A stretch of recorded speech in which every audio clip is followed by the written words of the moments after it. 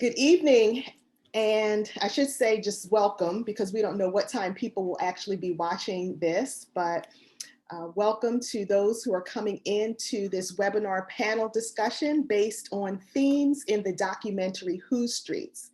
I am Dr. Kimberlee Johnson, and I am facilitating our discussion tonight on behalf of the Department of Social Transformation at Eastern University, which is comprised of the sociology, political science, criminal justice, urban studies, global studies departments. I think I didn't leave anyone out at Eastern University. And Dr. Mike Batika is our chair, and we are part of the College of Health and Sciences.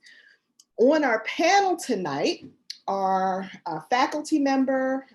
We had another faculty member who was going to be with us, but he had an emergency. And so we have Dr. Sharon Gramby-Sobukwe with us, two of our undergraduate students, Robert Schreck and Megan Malkemes. Excuse me if I mispronounce your name, you can correct me when you introduce yourself.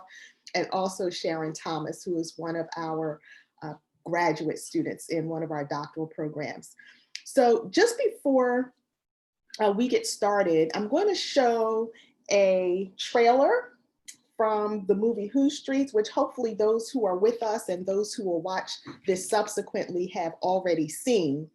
But just as a way of reminding us and just provoking our memory around seeing the film, we're just going to look at this trailer and then we'll start our discussion. Okay.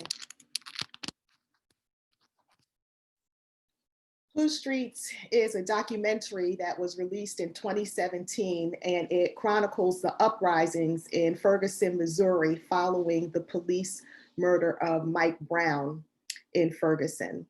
It's told from the perspective of the activists and those who were on the ground during those weeks that followed his killing. As we open up, I'm going to ask each of our panelists to briefly introduce themselves and to share in a few words how they felt after they first saw this film. And we will start with you, Dr. Sobukwe, and then we'll go right around. Well, thanks for hosting, Dr. Johnson, and for everyone who's participating on the panel, as well as everyone who's here. Yeah, so I was saying before we got started, this is the third or fourth time I've watched this movie. So I've been thinking back to the first time, and I'll just say I think I felt heard. I felt finally the perspective of Black people on the streets who've endured police brutality, police abuse for not just years or even decades, but centuries, is being told with their own voices. And so, and with cameras, with visuals. And so it felt good to feel heard and seen. At the same time, it's painful. It's not easy to hear, it's not easy to see. And so throughout this whole movement for the last, since 2015, at least, going back even to Trayvon Martin, right? Since that time, it's been a combination, I felt a combination of both validation, but at the same time, a lot of pain. But people have to know that it's important to be heard and to be visible, but it's also painful to go through this and have it continuously show. It continues to open a wound. And while this is necessary, those emotions travel together and require responses and sensitivity to both. I'll stop there. Wonderful. Thank you for sharing. Megan? Hi, my name is Megan Malkemes. I am a sophomore political science student. And I think my initial sort of just emotion that I was left with after I finished the documentary were both like feelings of encouragement and discouragement. I think I relate with Dr. S's sentiments about feeling sort of encouraged, and I think for myself even a little energized by like seeing people advocating against police brutality and systemic racism. And it's like it feels almost like a form of validation to just remind yourself that there are other people who are fighting for this. But in the same vein, it was also discouraging to feel as though the same things that we witnessed this summer, the same systems that it feels like we were screaming about this summer and that people continue to advocate against, that there hasn't been much progress, that the tactics haven't changed. And I think it was just sort of a reminder that even with their activism, it seems like the tactics that police departments across the country are using haven't shifted much. And so then the question is, what will it take for policing as an institution to be dismantled and shifted into something that actually advocates for people's interests? Great, thank you for sharing. Robbie? Hi, I'm Robbie Schreck. I'm a senior at Eastern University, political science major.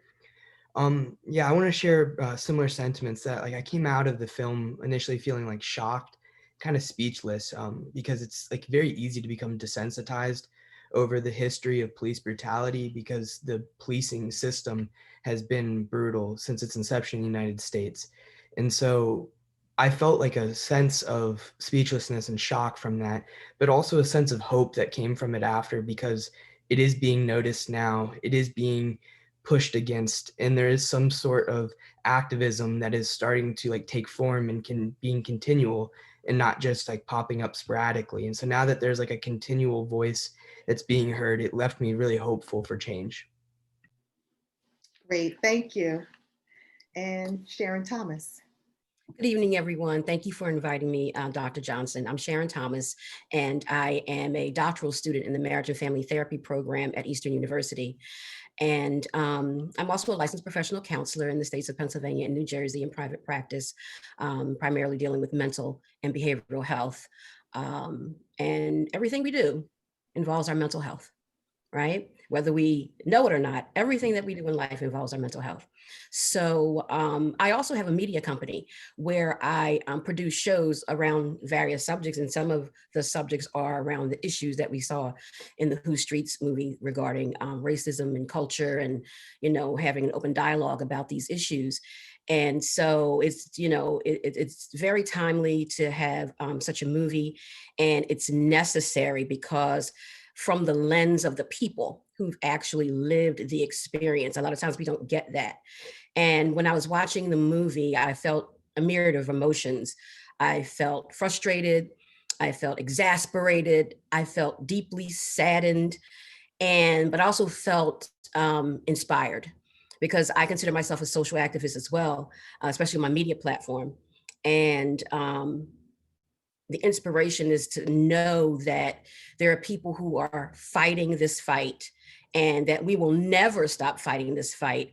And if I could just say one part of the film where you see the young children chanting, leading the chant, and that's just inspiration that this is generational, and that the younger people are taking up the mantle to continue this fight from their age until they get older, and they're going to do the same with their children, because this is a long game. This is not a short race. This is a long journey, and we will be victorious, but we all have to be in the fight together. Great, thank you so much. And even for those of you who are attending, if you've seen the film, I invite you just to type in the chat area what your initial responses were as well, because we would love to hear your voice in this.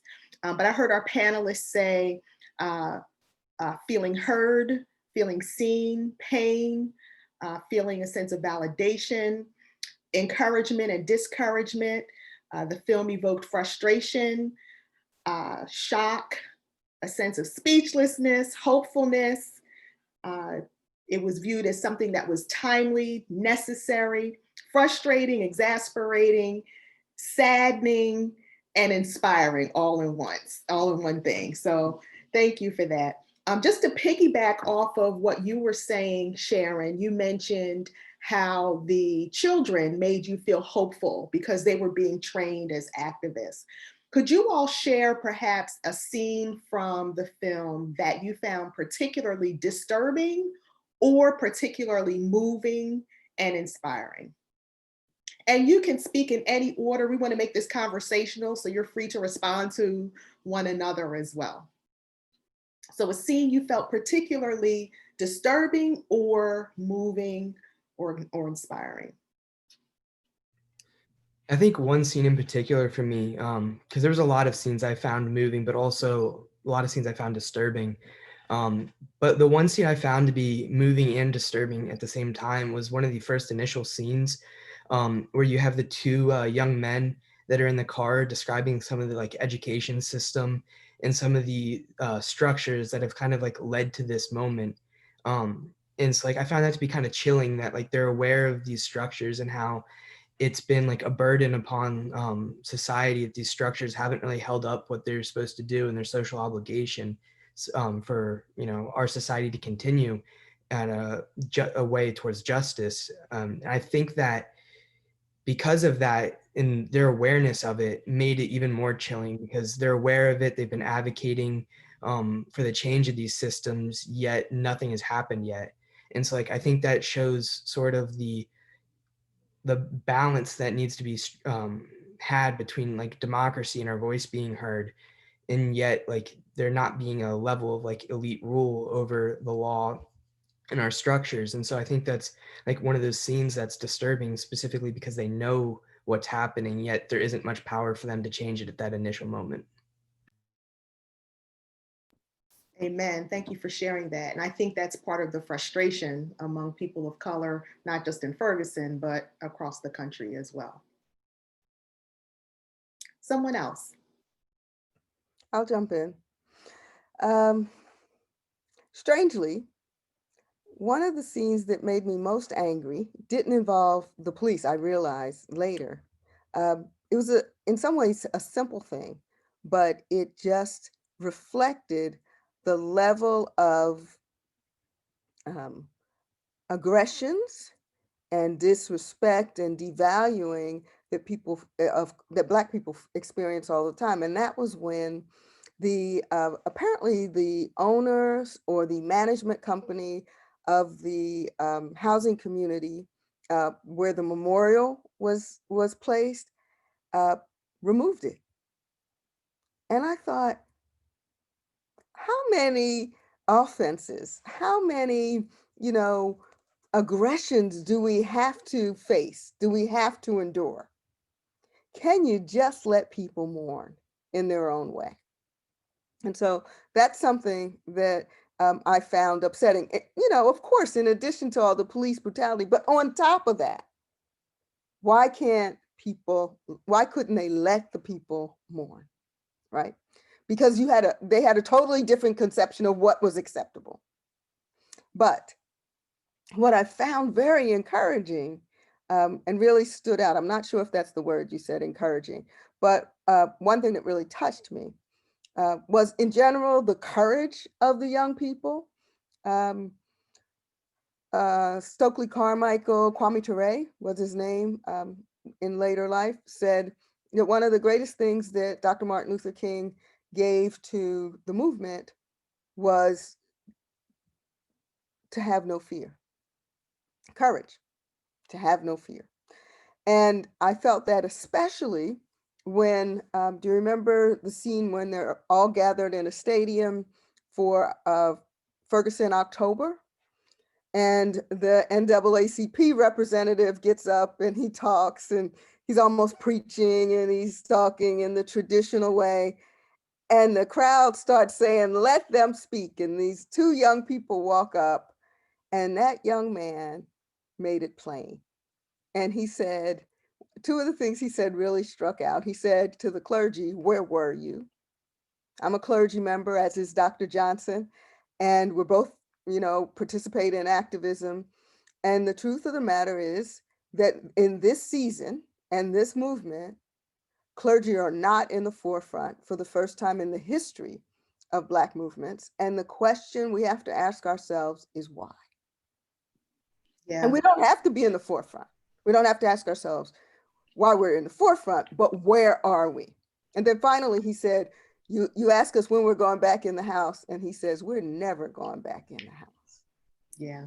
And I love that, both for what it means in terms of commitment to struggle, but also because it reminds some of us of that old distinction between field and house Negroes, and how those in the house were often those who were willing to, whose strategy for survival was to compromise more, whereas those outside were committed to continuously fighting and destroying the house. So I thought that whole connection and that staying out, never going back in the house was powerful. Amen. Amen. I do want to, I thank you for raising the point about clergy. I guess I want to give a shout out to Reverend Tracy Blackman. She was one of the few clergy, a clergywoman who really emerged at that time and gave voice to the movement and really started to call and compel other clergy to pay attention to what was happening There in was Ferguson. one more too, a male, and I can't think of his name. I don't know. Yeah, I'll have to try to find it. There was another younger pastor, male, from Ferguson, who was also active. Yeah.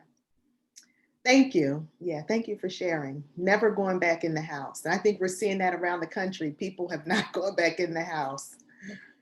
Would anyone else like to share something that was inspiring? I'll share. Well, I shared earlier what I felt was inspiring with the young children, but to Or disturbing. Either. Right, I want to share that part because I felt several things inspiring and disturbing about the film. But to piggyback a little bit off of what Dr. Sharon was saying, I remember feeling disappointed as I watched the film that there wasn't more of a church presence. And, like you were saying, the church has been traditionally in the forefront of, say the Black movement. And, we're not, the church needs to be in the lead of everything as far as I'm concerned. I'm a deacon in the Church of Jesus Christ. And, oppression and the plight of Black America has and Christendom, if I can say it that way, go hand in hand with what the struggle and how to overcome the struggle. And so to not see more of a presence of the church, and specifically the Black church, and the church is not Black or white, but you understand what I'm saying, was disappointing for me. And one other thing that I found disturbing was, and it was just reminiscent of the 60s and before, when they, got the dogs out for the people. And it's just like, even though we've come so far, we really haven't come that far. We're the same tactics as I think Robert said earlier, and are being used. And, we were trying to get, fight for police reform and things of that nature. And the same thing exists today. It's 2020. We can just even look at, bring it forward to George Floyd. It's, and of course we have to continue the fight, but it's very discouraging that the struggle is just so long and hard and arduous, but we're not going to give up, but, it's daunting. Yeah. Now, both of you have mentioned the civil rights movement from the 60s, the presence of the church, the leadership of the church during that time.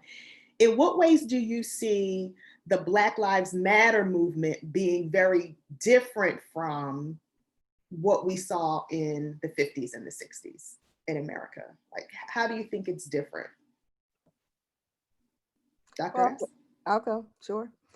Well, I argue that we've had one continuous struggle, one continuous movement, and we could take it back to abolition and emancipation. But, and so certainly in my view, there is a certain line of continuum from all of those and through the civil rights movement. There is this sense of abolition that has always been a part, that Black people have always been able to envision something that seems totally unimaginable and seems totally unachievable to others. To envision yourself without change when you're enslaved is a phenomenal feat of faith. It is fundamentally about faith. And so I think that we've always had some of that, right? To envision what life looked like that wasn't segregated, to envision a life where our children could go to school based on the tax dollars we paid, right? Even though our schools are still not equal, right? But that we would have more opportunities. And so I think there is that continuum, that continuing spiritual link that helps us to see beyond what exists and to be able to fight for that. You know, when so often people, especially in power, tell us that that's not practical, tell us that we want too much. And so I think even transforming the language today to talk about abolishing, some go as far as to say abolish police, and others say defund the police. That is to begin to envision something totally different, right? To see the injustice and not think that all we could do is tinker around the edges, but to believe that we could truly transform injustice. And I think in some ways that's our gift. I think that's the gift of the Black movement to this country, whether people know it or not, to have that kind of abolitionist vision. And so that's one way in which I think it is very similar. It is different in that historically, we have been grounded in the organization of the church. And that is because the church was our central organ before so many others. It was, you know, born in the hush harbors. It was born in our secret meetings and organizations during enslavement, and it has stayed with us. It has been both our means of organizing struggle, but it has also been our means of solace and comfort, right? It has been the organization that helped us to migrate from the South to the North, and we could go on and on. The bigger question, as I've said before, though, is why not now? And I think not now in many ways because the church has let itself be colonized. I say it's time to decolonize the church, Black and white. It has allowed itself to be taken by prosperity and, let's be clear, capitalism. It has allowed itself to become irrelevant because it has gotten so caught up in choosing Democrats or Republicans. I'm talking church writ large. And it has failed then to be with the least of these consistently. We give lip service to that, but we haven't been willing to continue to put our bodies there. And so I think for many of these young people, it's irrelevant. In addition, I'll say frankly, it's too patriarchal. And in a movement that is finally led by the women who have always carried it, when women lead, they bring everybody. And so women have not only brought themselves into leadership, but they have opened the floodgates. And that's hard for patriarchally led Black churches to deal with. I'll stop. I'll say amen, but you all can feel free to disagree and push back. There are no grades associated with this. We're having conversation. So let's talk a little bit about organizing, since you referenced that a bit. In one of the scenes, the gentleman, his name was Tef Poe, he encouraged people to use social media in order to organize. I don't know if you noticed there was that theme throughout the documentary. What are some ways perhaps you've seen today people are using social media to organize around these types of movements? And do you think there's any downside to that when it comes to coalition building and organizing? I can speak on this a little. I think especially this past like late spring, early summer, there are some really powerful ways that I saw social media being used. So I think like in a very like practical way, Twitter has been especially useful for like connecting people who are off the grounds protesting, who are especially when things were especially militarized, who are listening to police scans. Like I saw Twitter being used as a venue for people who weren't physically at protests to communicate with on the grounds protesters and to inform them of police tactics ahead of time. And so that's like a very practical way that I think social media recently has been being utilized.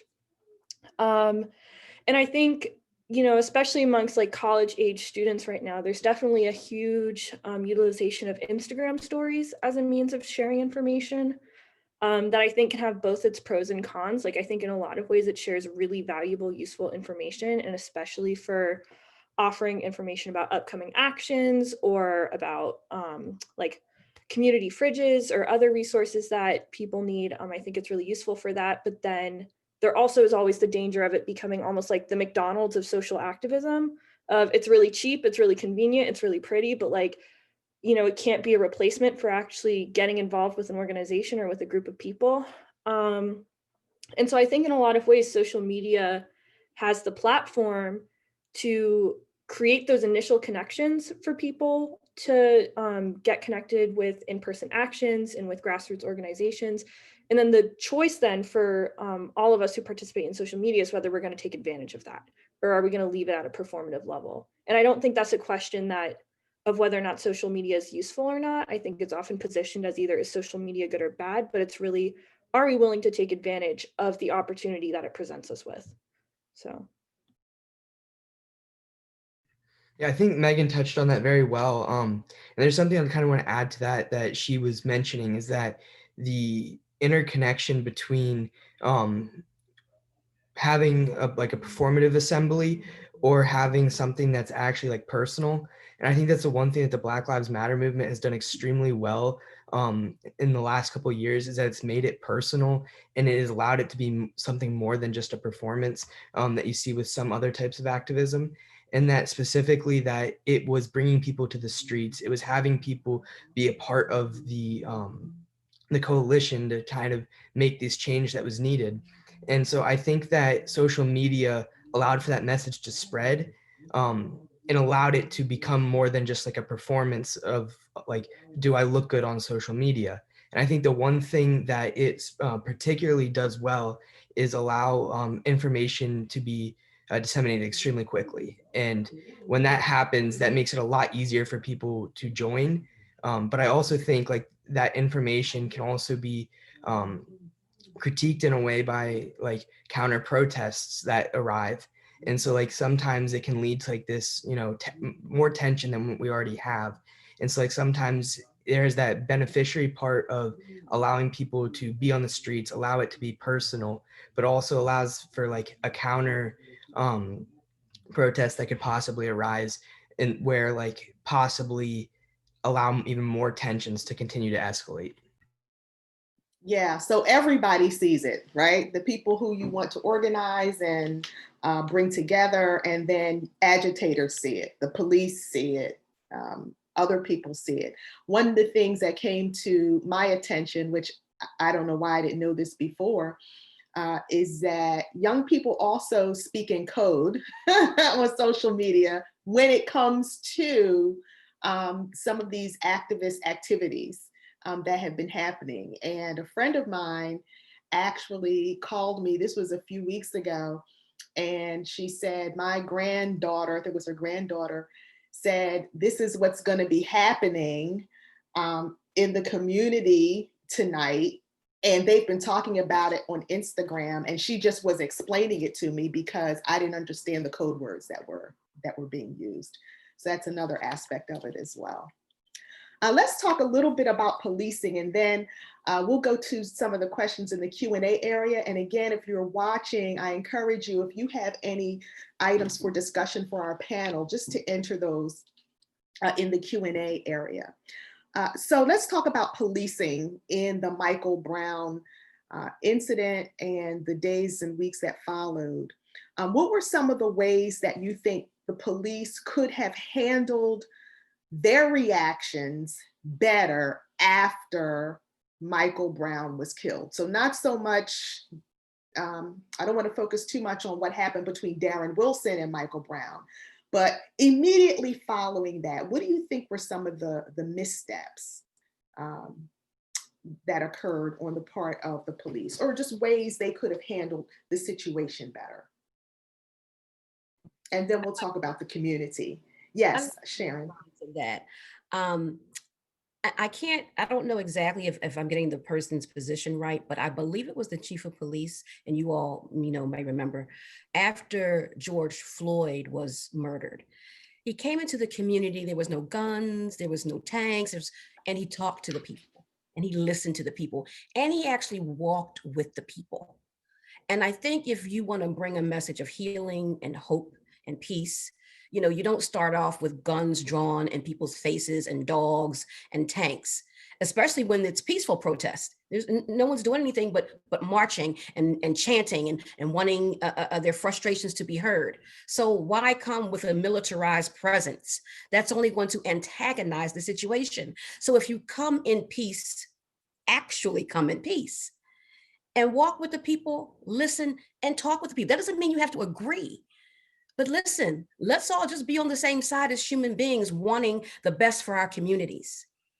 And I can listen to you and you can listen to me, but we don't have to agree, but let's just listen and try to be understanding, because the problem is people are trying to agree. Communication is not about agreement, it's about understanding. And when we can understand one another, it's difficult to dislike one another. And we get to a deeper level of relationship. And now we can possibly move forward with an agenda on the same page. Okay, thank you. Any other thoughts? Policing missteps. Oh, there's plenty we could say. Okay. Okay, Dr. S and then Robbie. No, let Robbie go. Go ahead, Robbie. Yeah, so there's a couple things because I'm a little skeptical about like some performative ways that the police department kind of like walks with the protests as a way of like subduing it in a sense, because there is no tension there. But also you have this tension that arises when the police are militarized that is even worse and more harmful. And so it's hard for me to almost find this balance that's necessary for like, because I don't think there should be any militarization of the police, first of all, but that it's hard to find a balance where if the police end up walking with them, then it may like subdue the protest in a way that may not get the necessary change needed, because it's more of a performance by the police department, where you have to balance that between like the physical harm that comes with the militarization of the police department, how they use it, or do you allow this to kind of be subdued in a way that's like performative? And so like I think it's very hard to find this balance of how can we protest to find and have ways to make these changes that are direly needed and needed quickly, but also not have the police physically harm any more people. Thanks for that. Yeah, the research shows that militarized police, when they have those weapons available to them, that they do act more violently toward the public if they have those items at their disposal. Yeah. Dr. S, you were going to say something. Yeah, I totally agree with Robbie.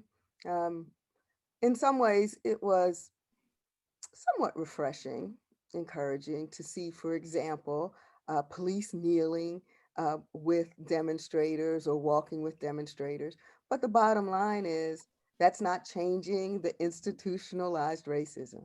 The bottom line is it's not demilitarizing the police.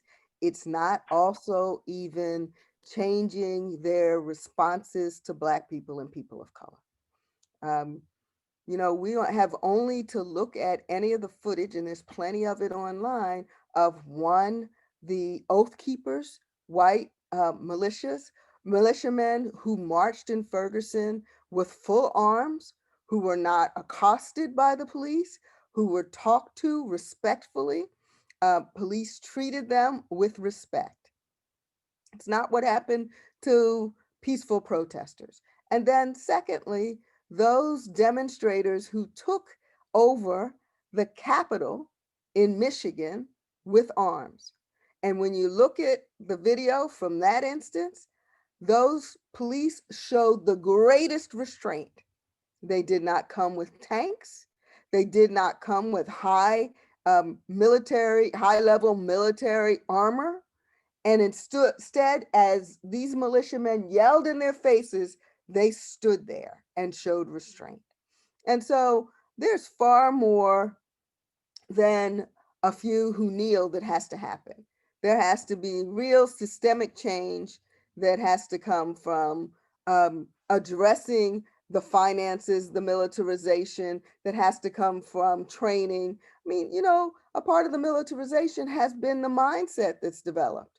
You know, many have been trained with militaries all over the world, especially in Israel, where Israeli police and military treat Palestinians probably even worse than police treat us here. And so, you know, we can't fool ourselves that a few who kneel with us are enough. You know, we have to know, and I think most of the kinds of activists that we saw in this film get that. You know, a few displays of compassion are wonderful.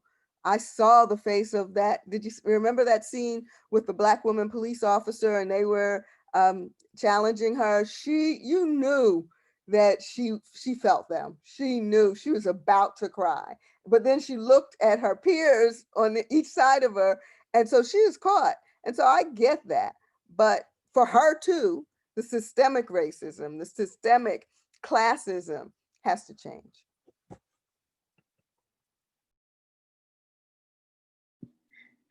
Amen. Thank you. Thank you. I want to move to some of the questions that are being submitted by our attendees. By the way, you may be seeing some questions or some comments that have my name next to them. When the email went out, everyone got my login. So a number of people are showing up as Kimberlee Johnson. I haven't typed any of those questions. So I was these are from how many alter egos you have. No, just 4, but only one of them's here tonight.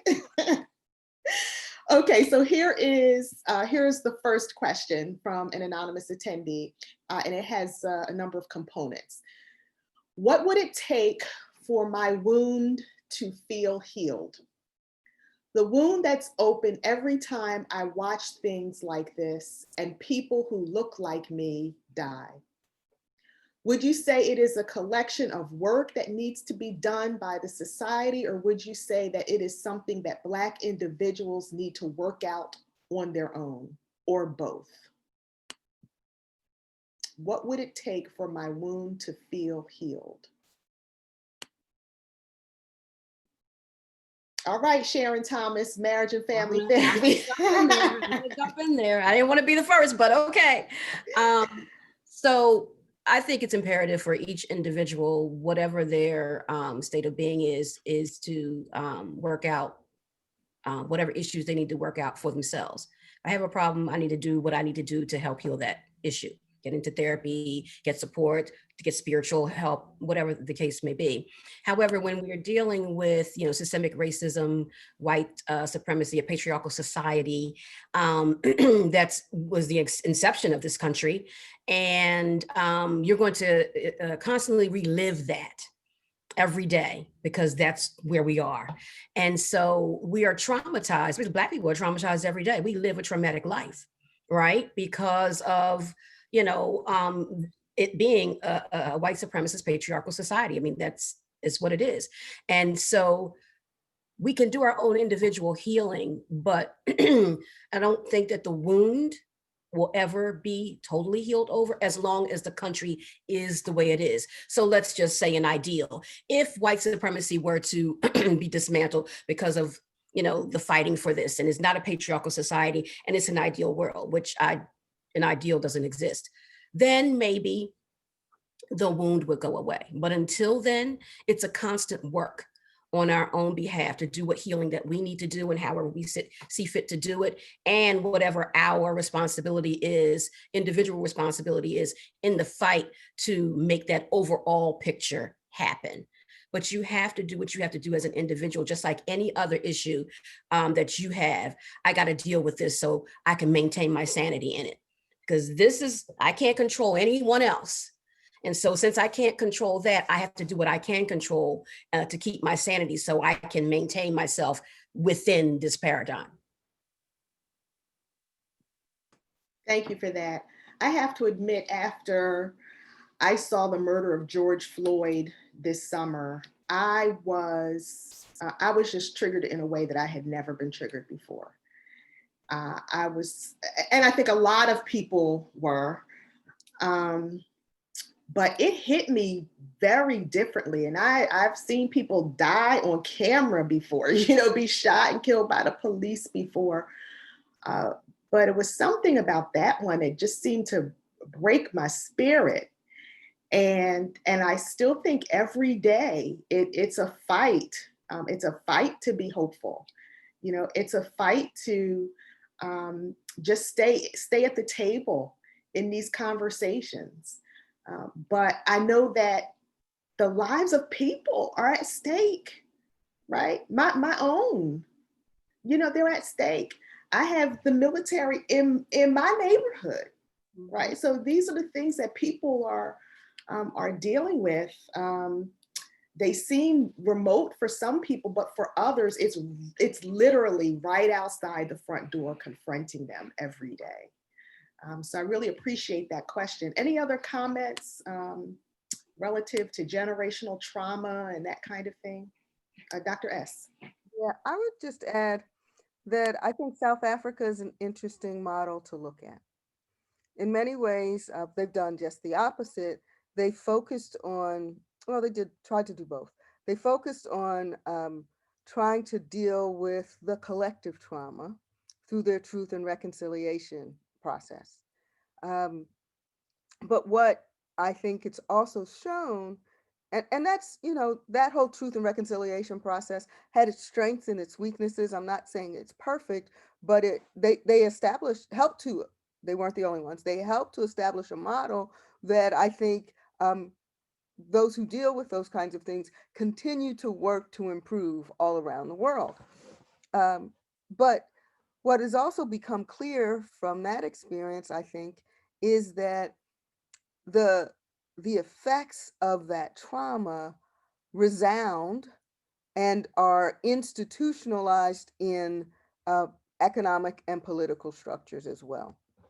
And so it wasn't enough to do truth and reconciliation. There's also a need to transform the economy and thus the politics as well, to disengage and dislodge the racist bias that would keep white South Africans superior and the majority of South Africa, Black South Africans, denigrated without proper attention. And so even after apartheid, there's still so much impoverishment among Black South Africans. There's still so many disparities. And so there's a continuous need to do both and, right? To address both, and there's even more than two, right? To address the individual trauma for healing, and likewise, I so agree, Sharon, to address the collective trauma and transform the society in all the ways in which it's been racist and biased and dehumanizing. Yeah. And so we have at least three things to do at the same time, if not more. Amen. And repair the harm, reparations.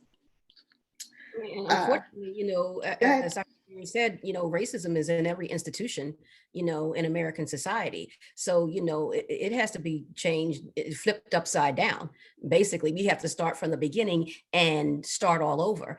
But when, the powers that be, so to speak, are in denial, or outwardly in denial, but not truthfully in denial, that racism actually exists, or that systemic racism actually exists. There's some people in our current administration who has said systemic racism does not exist in America. I mean, there's research that proves it. So, you can't change what you deny. And so this is ingrained in, every system that we have, because it's ingrained in the heart of man. The word talks about, what's in the heart of man. This is not just an intellectual issue. This is who people are. And it comes out when they're speaking, because it's in their heart. We need a heart change. And in a part of the movie, I think the young lady said, I think I wrote it down, love always wins. In the Bible, love conquers all. And I believe that with every fiber in my being, right? But it's a journey for all of us to get there. And I do believe love will win. Jesus is love, and he won, he conquered everything, right? For us to be here. And so we don't give up the fight, but there's some people, they don't have love in their heart. And so That's where we have to work. That's why earlier when I was saying, the police department coming together with the community and walking, didn't mean just for show. I meant if it was a real heart issue, that I believe in this cause, even though I'm on this side, I know justice as well. And that was wrong. And I side with you as a police officer. Now we don't see a lot of that, just like the Dr. Sharon said, the woman in the film, she was caught in the middle. You saw her pain. She's just like you said, she was about to cry, because she's on both sides, but she's Black first. She's a Black woman before she's a police officer, right? Just like some other people are white males before they're a police officer. And so you can take off the badge, but you can't take off the color. And that's what people see, because she's just another Black person without the badge, walking down the street and maybe being misidentified or being racially profiled. It's in the heart of man. That's what we have to deal with. We have to deal with the heart of man. And that's what Jesus called. That's why the church is so important, especially being in prayer and in being involved actively about how we can overcome this and be an instrument to overcome this.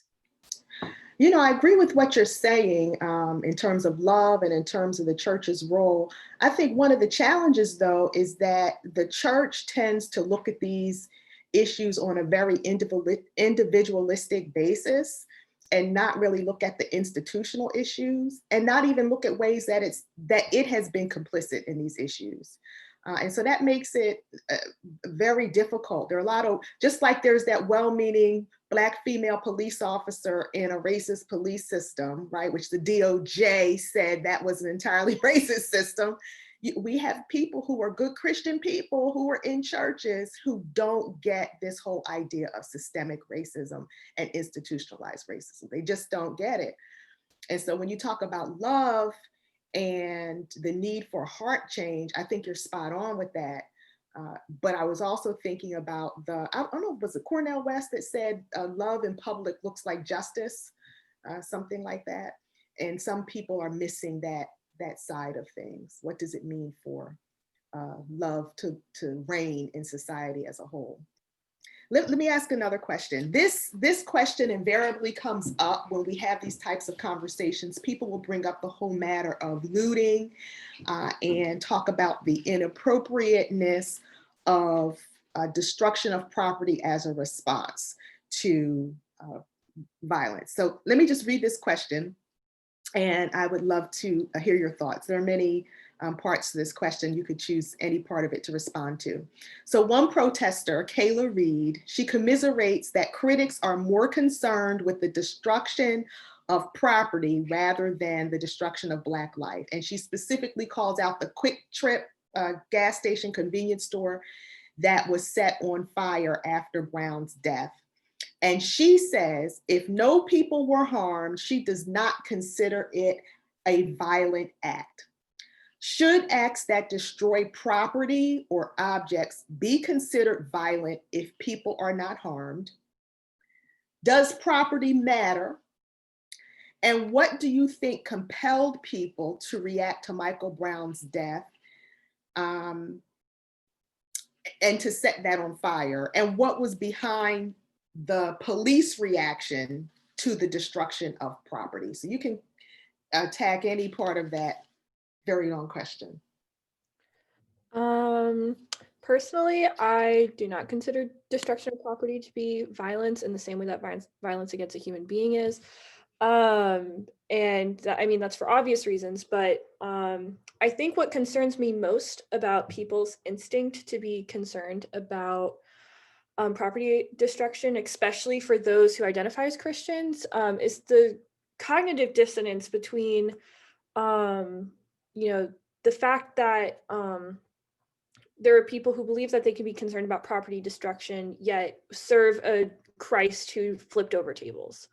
And I think just on a faith level, there's not, at least when I read through scripture, there's not an adherence to capitalism and property value that we tend to cling to, or that the church at large tends to cling to. And that, if anything, when you read throughout scripture, when you read throughout Isaiah and Jeremiah and Habakkuk and the Old Testament and then the New Testament and the ministry of Jesus, all you see is property destruction on both a physical and a spiritual level. That's all that the ministry of Jesus set out to do, was to destroy the physical and spiritual chains that were binding people. And so I think, within our context as a Christian university, if we're wrestling with the question of whether property destruction serves, any good, or if it's an act of violence, I think, one, it's also a legitimate political tool that we are completely comfortable with in other periods of time that are not our own, when we feel more detached from it. But I also think on a spiritual level, we have to ask ourselves if a concern or a value of property to the extent of deeming it as almost sacred in a way that we would consider a human life sacred, if that's consistent with a foundation that's laid on the Bible and on the life of Jesus. And so those are my thoughts. Yeah, I definitely want to piggyback off that because I totally agree. I think one of the major things to start with is like when we define like destruction or destroying a property, the essence of that is like to destructure or to unbuild something. So if we were to continue to do that with like the idea of destructuring something is violent, like it starts to sound really silly because like taking tomatoes out of a sandwich, then you're destroying the essence of the sandwich and it's a violent act. And so like specifically that I think violence pertains to the animate objects and not inanimate objects. And so I think that's one thing specifically within capitalism that we begin to see is that the animate objects begin to become commodified where they are treated as they were inanimate. But then these like quick trips and these properties that are become private property and money is made off of are then treated like animate objects. And they're given these like words that support them, like violence against a building or harming a building, when you can't necessarily harm a building. You can destructure it or deconstruct it, but I would argue that you can't really be violent to a building or to an animate object, whereas you can be violent to an animate object. And so specifically when we're talking about like rapid police militarization and harming communities and harming people and killing them, comparatively to a building, end up being deconstructed or harmed in the way of unbuilding it, then I think it's totally justifiable to understand that it's not a violent act when a building is burned, unless someone is in there or someone does get hurt off of that.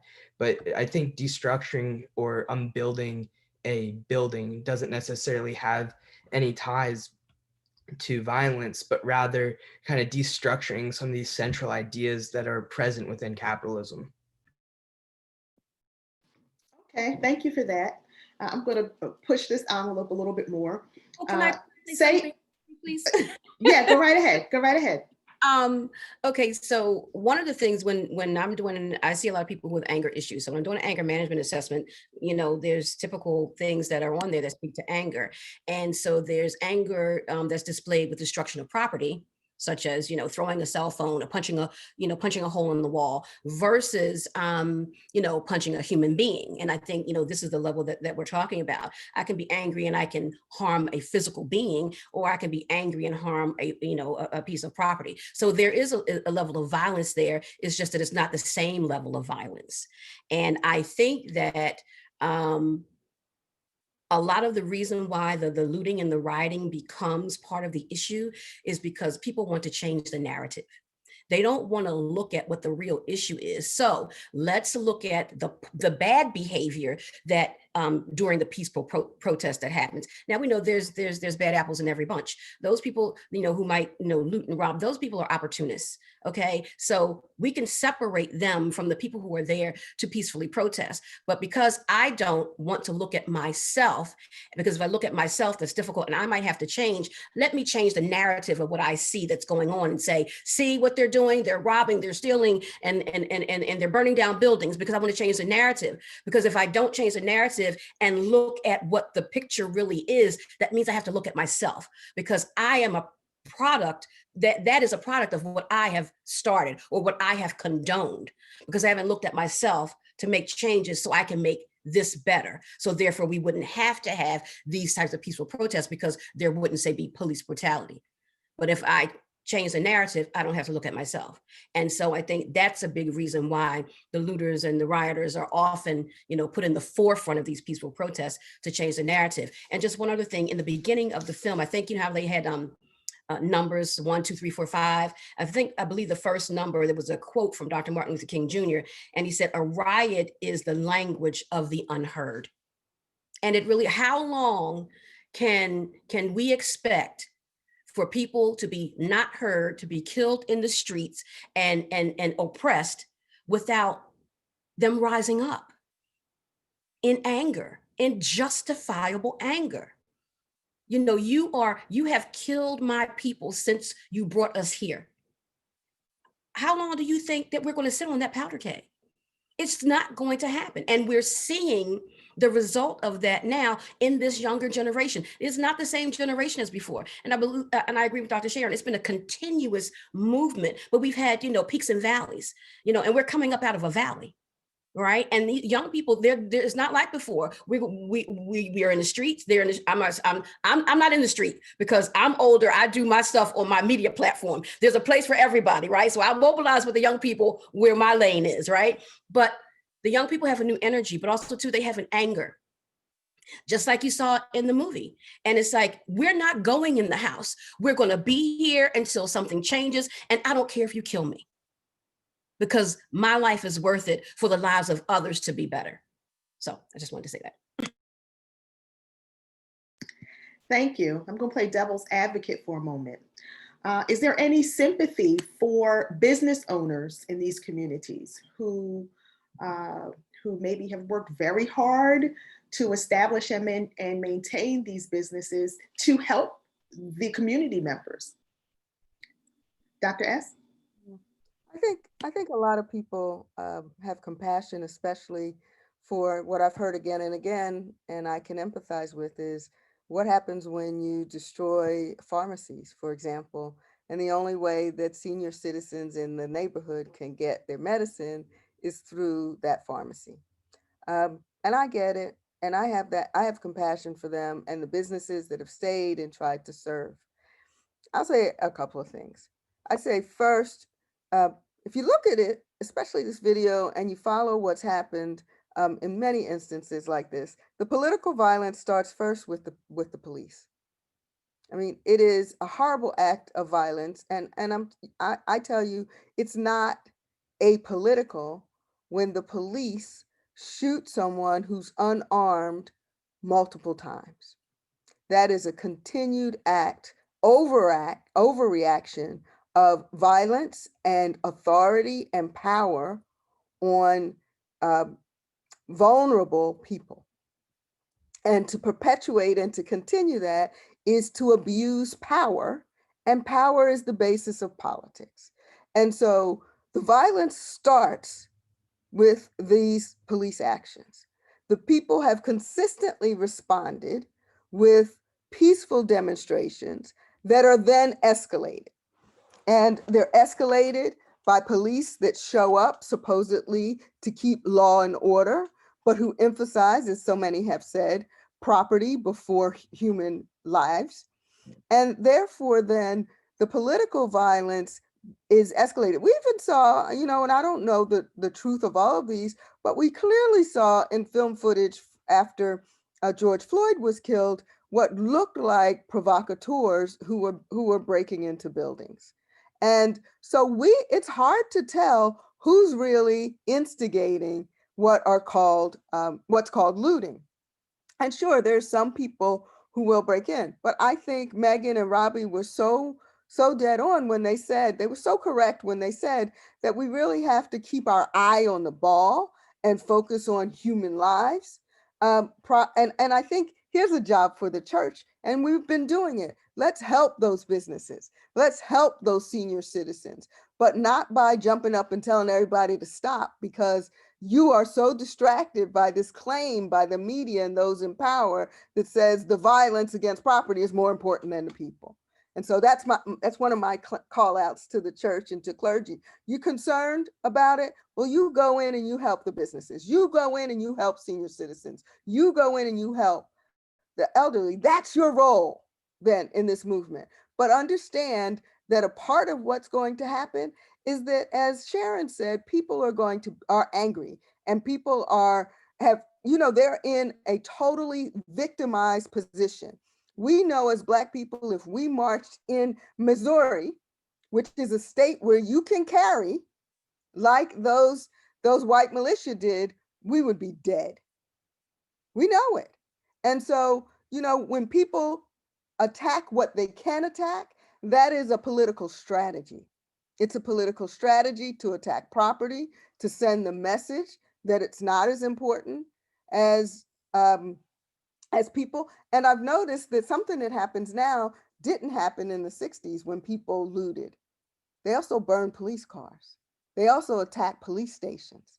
And I mean, people are getting arrested now about this, and they're being confronted with felony charges.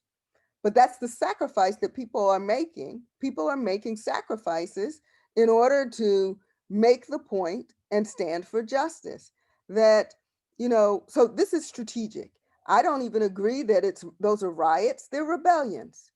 They're rebellions because attacking property is an intentional strategy. Putting your life on the line is a strategy. A riot is just a spontaneous, not planned, not thought through, not non-strategic act. It is pure emotion. These people have been organizing at least since Trayvon Martin was killed. The Movement for Black Life has planks, it has positions. These are organizations that consistently work in the community. And so I think it's a disservice to call them riots. They're rebellions. Okay, thank you for that. We have another question. It says from Kimberlee Johnson, but this is not from me, okay? In addition to negatives of social media, would the distribution of violent videos that depict actions of racism and prejudice enhance the trauma experienced by folks who are Black? In other words, would seeing the continuous harm done to their communities harm their mental health? I think over time, anything that we view in such a way over time impacts our mental health. We see a lot of things in our children today who watch a lot of videos and then have certain problems in school, such as not being able to sit still for any length of time, and their concentration and their focus is not what, say, the teacher would want it to be for learning capacity. Learning is not a quick process. Learning is a slower process. But when you're watching video games are very fast paced. And if I'm doing that day in and day out over and over and over again, and now you expect me to sit in a classroom where learning is slow, I'm going to get out of my seat. I'm going to want to talk to my neighbor. I'm going to get up and down because I'm doing something that's retraining my brain, right? So I think ADHD is overdiagnosed. We need to do something different with our parenting and with our training of our children. So therefore their minds are not restructured to think everything is fast paced, but that's society. We live in a microwave society. Everything is quick, but learning is not. It's a every day over and over a reteaching so it can get in your system, it can get in your mind, and now you remember it. But we have something on the other end that's constantly teaching us that everything is quick, and the two don't meet in such a way. So to put it in the framework of a video game with trauma, absolutely, it absolutely impacts your mental health.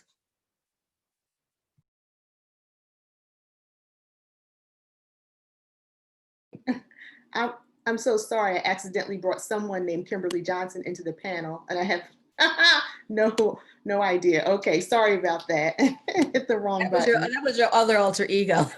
One of the four. Right. Sorry about that. Yeah. So what I hear you saying is that we, in a sense, we are re-traumatized every time we continue to watch these videos. It does impact the person who views it. Yeah. Okay, thank you for that. Okay, another question. What did you learn from this film that you wish everyone knew, perhaps people who didn't see it? What do you think would change if everyone knew this thing?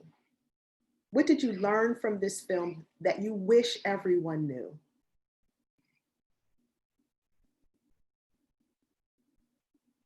I think one thing in particular that I learned, and like it's been something that's been culminating during my time as an undergraduate student, is how like important the democratic voices of the people, and especially the people that haven't been historically heard and haven't had their voices elevated. And so I think that's been one of the most important things that's been was emphasized throughout the film is elevating the voices of those who haven't been heard. And so I think like one thing I particularly push and say like that I learned throughout the film and that I wish like everybody would know in a sense is like how important that voice is to be heard and how powerful it is when it's heard. That's great, Robbie. I was thinking about the scene where one of the protesters is saying, CNN, where are you now? And they were calling out all these major news outlets that were missing. And they were saying, where are you now when the police are attacking us? You're not here. And I think it speaks to exactly what you're saying is that there is a voice that we got to hear from the ground, from the activists, from the people leading and in that movement that we at the time were not getting on the national news. So thank you so much for that. Something else, anyone else? Something that stood out to me, this was during the Ferguson October event that got chronicled, was when someone went up to the stage in front of a lot of people and made the comment, I don't remember the exact words, but it was along the lines of like, the academics aren't the ones helping us. And that just really stood out to me, just on the, just in how, his statement and sort of the other words that he had to share really sort of affirming and speaking that like the intellectual work is not to devalue intellectual work and not to devalue the process of individually, whether it's for white people unlearning racism or whether it's for all of us, like learning the history of systemic racism in our country, that like, while that's important, that's not where the work ends and that's not the same as policy structure. And I think especially in recent months where you have this sort of sudden surge of non-Black people really invested in Black Lives Matter and wondering where to start. And there's a lot of energy around, read a book. Here's a book by a white woman, White Fragility. You can read that one. And how maybe that sparks good conversation, but how that can't be what, intellectual anti-racism can't be the start or the end point. But that it really does have to involve, especially for, I feel like white individuals who have economically benefited from systemic racism, like, are you actually donating your money?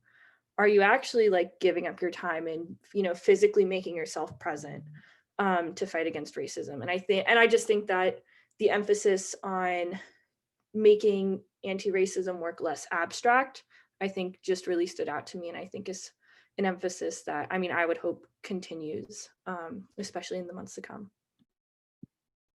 Great, thank you, Megan. Anyone else, something that stood out to you that you wish everyone knew? What stood out to me was when the young man was speaking regarding how to use social media for the benefit of the movement and doing other things other than, let's not get caught up in physical fighting when we get out here and doing, let's just say the word negative with the negative things, right? And furthering that, I think, with his messages, let's get involved in a different way. Because we can protest peacefully in the streets all day long, and that's fine. But we need to get involved in our government. We need to run for office. We need to put our money into businesses that look like us. And we need to maybe have economic boycotts like they did in the 60s, because, we know, America is a capitalist society. And when money is taken out of a certain, say, business, then they're going to want to change, even though it's the surface change, but I want my dollars. So what's your message type of thing? Right. So we need to get more involved in the systems that create this, that perpetuate this systemic racism in a grander way, if you will, like AOC, Alexandria Ocasio-Cortez. She didn't like what was going on where she lived, and she had her regular everyday job, and she ran for office, and now she's in the Congress. So it's we have to. In the 60s, protests in the street got things done because it was the 60s. There's a place for that now, but there's other places that we can go as well in order to manifest great change. And we need to get involved in those other avenues and use social media, to galvanize the troops, if you will, just as disseminating information quickly, as we said earlier, but then do the ground game, but do our individual work in the community, which would hopefully become collective, but by getting involved in politics, getting involved in the education of your children, by going to the meetings, sitting on the board, doing those things and changing it from the inside out. If you're, so with this movement message, now you're in the forefront of that message, creating that message to bring about that change. Because if we don't get involved, then how can we really complain? Because the same people are going to be making the same rules and the same laws because they think the same way. So it's time for us to get in there and change the laws and change the conversation so that we can have a better outcome. So I think that was, part of his message about getting involved and doing something more than what we've been doing, but doing it smarter. Thank you. Thank you. Dr. S? I really learned just how the Frantz Fanon quotation that appears at the beginning, which I love, every generation must, out of relative obscurity, find its mission, fulfill it, or betray it. And so I thought this film really showed how this generation is fulfilling its mission in terms of justice and especially racial justice. And it really set the standard for other young people. This is it. And you're going to, someone even said this, you're with us or you're not, you're against us. I think it was Brittany said this at one point. She said, and they've really set the standard and made it clear what it looks like on a day-to-day level for this generation to challenge racial capitalism, to challenge the intrinsic and institutionalized beast that racism is. And it was good to see it. We didn't necessarily get to see that because of social media, because of the kind of film footage we have now in other movements on a day-to-day level. And so we got to see it. And I learned what it looks like up close. And so did hopefully other young people, and realize, just what kind of sacrifice it takes. But also, as someone said, just how fulfilling it is, how much love there is there, and how powerful, as you all have said, that can be. Thank you. We have a couple of questions that have come in, and we have about 10 minutes left. The first question is, why does the media and general public try to hide what's really going on? Why does the media and general public try to hide what's really going on? I think one thing particularly with that question is we have to kind of work through like what we consider to be media, because there is some journals and journalists who are really focused on like trying to get towards this truth, like get towards like these ideas that may end up helping society progress in some manner. But I think media in general, specifically talking about larger corporations of media, this way society's run now is profitable for them. And so if it continues to be profitable for them, they don't really want that means to change, and they want it to stay similar. That's why like when after 9/11 specifically, you see a focus and a change in news coverage and news media. Everything becomes breaking news. Well, that also becomes more clicks, that also becomes more viewers, and that becomes more money that they earn off of it. And so we kind of shifted towards this, give me my news quickly, give it to me now, and then I'm usually done with it. And so it's a lot easier to hide some of these problems when these news companies can continue to have this same formula that they've had for the past, decade, and where they can just continue to make money, but not really highlight some of these larger issues that are being put forth and being discussed. And so I think there are some journals and there are some journalists who are really focused on making sure that we really know what's going on and they aren't hiding anything. But I think there are some larger corporations that make it a little easy for some of these facts to just kind of slide under the rug and be easier to throw away. And I think, if I remember correctly, I think the 9 major news companies are owned by like 15 millionaires and billionaires. And so like when we look at like what media is pushing and like what the ideas that are coming out, it's mostly owned by, you know, a small majority of the people. And so the news that we see and hear isn't democratic. It's not like what we should be hearing, but rather what can continue to make those people who are already empowered with capital continue to make more of it. You are spot on, Robbie. And yes, and those media conglomerates just recycle the same news stories, right, in all of their outlets. We are more likely to get a more accurate and a fuller accounting of what's happening in these cities by reading the work of journalists who live in those cities. That is a more reliable and fuller source of information around these issues. And so I would encourage people to do some digging for that, to turn off the TV and do some digging for those stories. Any other comments?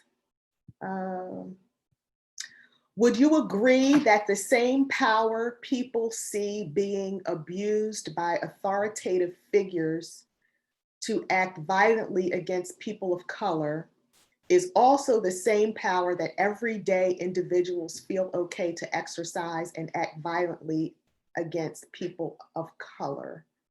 Or is it different? I'm not quite sure. I think the question is asking maybe if like systemic violence is the same as individual violence, or if they're different. We can, or does systemic violence make it easier for people to act on individual violence? I think that's okay. All right, so do we see those as the same? Well, the person is asking, are they the same or are they different?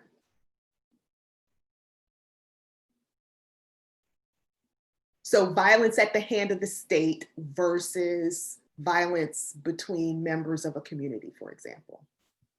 I'll start. So America was founded on violence, right? And so just like anything else, what starts at the head trickles down. And so if you have a person who's a violent CEO of a company, then you're going to have violence in the company because it's just going to trickle down. If this is what you demonstrate, this is what you allow, this is what we're going to do. And so therefore, I believe, in part, because we all, can make choices as just say adults and how we behave. But again, America was founded on violence and continues to perpetuate violence. So it's understandable to see why we see violence in our communities. Simple as that. I agree. Dr. Martin Luther King Jr. said the U.S. was the biggest perpetrator of violence in the world. And so it's hard not to expect violence in response to all kinds of problems in this country. And this is, again, a part of the whole argument for defunding, if not abolishing, the police. What we see again and again is the police have been trained and weaponized to accelerate and escalate rather than decelerate and try to heal. And that is a part of the whole violent approach to problem solving, whether it's around the world or in the US. And so, yeah, I think they're different. The violence by the state is an absolute violation of trust and legitimacy, state legitimacy, but when it's violence towards its own citizens. And the truth is, as we all see, the police treat at least Black people and other people of color often, and transgender people as what's the word? Violators, as enemies of the state, as anything but citizens, right? Enemies rather than citizens. And so that kind of violation is heinous. It's greater than the kind of distrust that grows between individuals when there's violence. it is a fundamental violation of the very social contract and the reason why we accept authority within a civil society. And so that's pretty horrible. But individual violence, as we know, is horrible too. Yeah. And then it's compounded because not only is it a violation of, as you said, that social contract, but there's also no consequence or accountability for it as well. Exactly. Yeah. And so thus the response is more violence. That's the language we deal in at that point.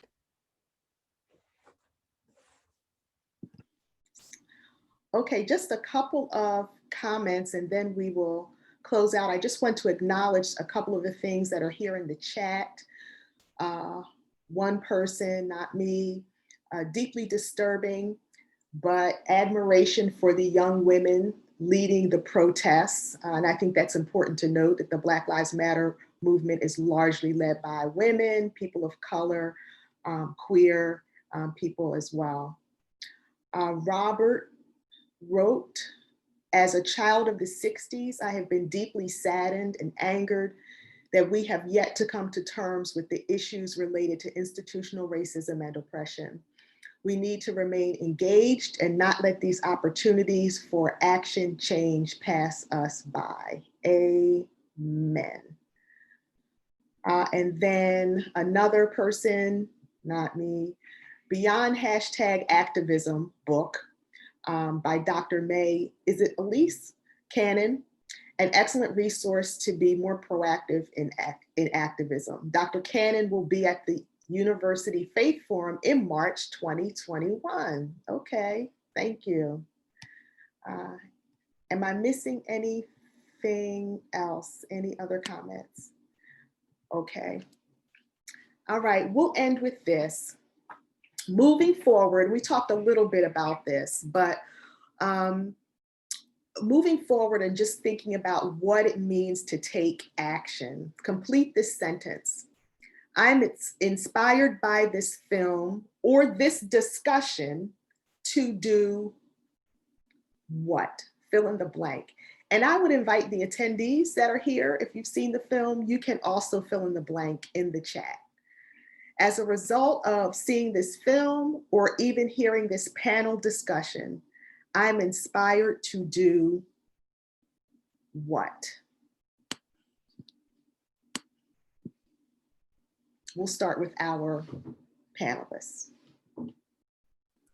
I would say I am inspired when I return back home to Boston in a week and I am not sort of isolated on our St. David's campus to really get reconnected with on the grounds organizing. I think this documentary, despite all of the deeply disturbing content that it had, it also reminded me of the joy that really does come out of those moments when you are just with people and you're chanting or you're handing out food or you're creating art together. This past summer on the street that I live on, my neighbors and I, we had the opportunity to work on a mural on our street that said just the words justice and peace, but in the lettering had the names of victims of police brutality, both within the United States and within the city of Boston, and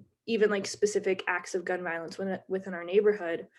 And I think just a reminder of like those moments where even despite the trauma and the horrors of how violent and visceral systemic racism is within the United States, that there can be relief and hope and, you know, physically and in COVID and in a safe, distanced manner, like finding tangible ways of coming together that don't just feel relegated to an Instagram screen or a Google Doc or a Facebook post. So yeah.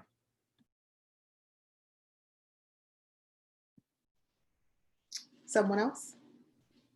I think the one thing specifically with this film that's kind of pushing me to do is to continue to try to amplify the voices of people that aren't heard, people that may not be in similar situations as I've been, where I'm a college educated person And so being able to try to amplify the voices of the unheard and like try to continue like these practices that are like democratic and like trying to be able to help the people that may not be able to get that help at the current time because they're not being heard is something I'm definitely motivated to do and to try to continue to do throughout my time. That's great, Robbie. Can we just, before the rest of you answer, can we just piggyback off of that? What might that look like in the context of our university, amplifying those voices? How do we do that? What does that look like, do you think, at Eastern? So I know specifically with Eastern, like there's a lack of diversity, specifically within certain programs and the way things are run. And so like, even if it's just something small as like being able to read more diverse literature and being aware of that literature, and then being able to also like make sure that certain people who may not necessarily like be given the opportunity to speak or allowed to have this opportunity, and just being able to amplify and support the people that may not like have that ability at the current time or may not even be asked to speak, allow them to have this opportunity. Thank you. Okay, Sharon and Dr. S, what are your thoughts moving Go ahead, forward? Dr.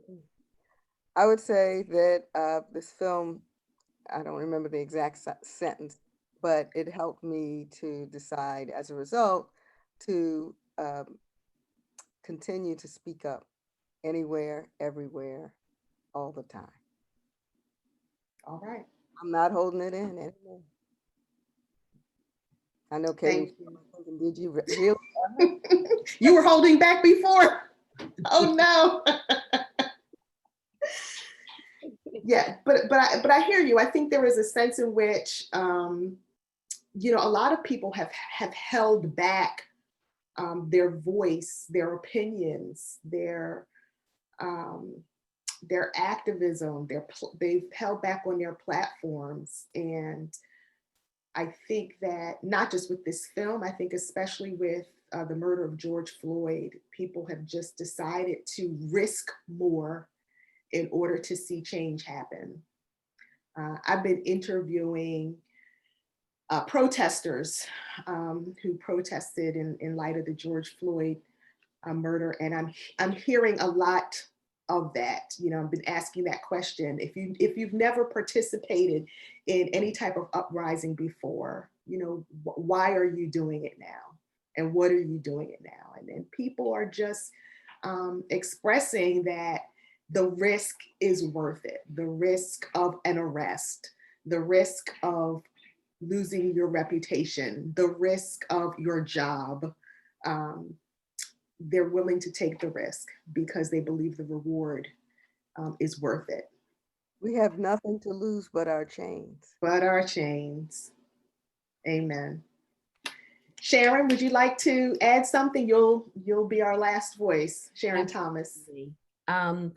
It has helped me to continue the work that I'm already doing on my media company, with the production of the shows that I do, but specifically around issues of race and, you know, moving that agenda forward, because sometimes you can get discouraged, you know, and I don't have a large platform because, you know, people don't know me yet, but, you know, I know God's going to change that around. And so it's like, I'm wondering if people are they hearing the message? And, you know, so, but I know in God's timing, because he's the one that told me to do this. So, you know, if he said it, it's going to happen. So this was encouraging, like, keep forging forward, keep putting the message out there, keep getting people who are of like minds to want to, who are on the same page, who are about the movement, to get that message out. And don't be discouraged. Just, you know, I'm going to do it, but, you know, we have our moments.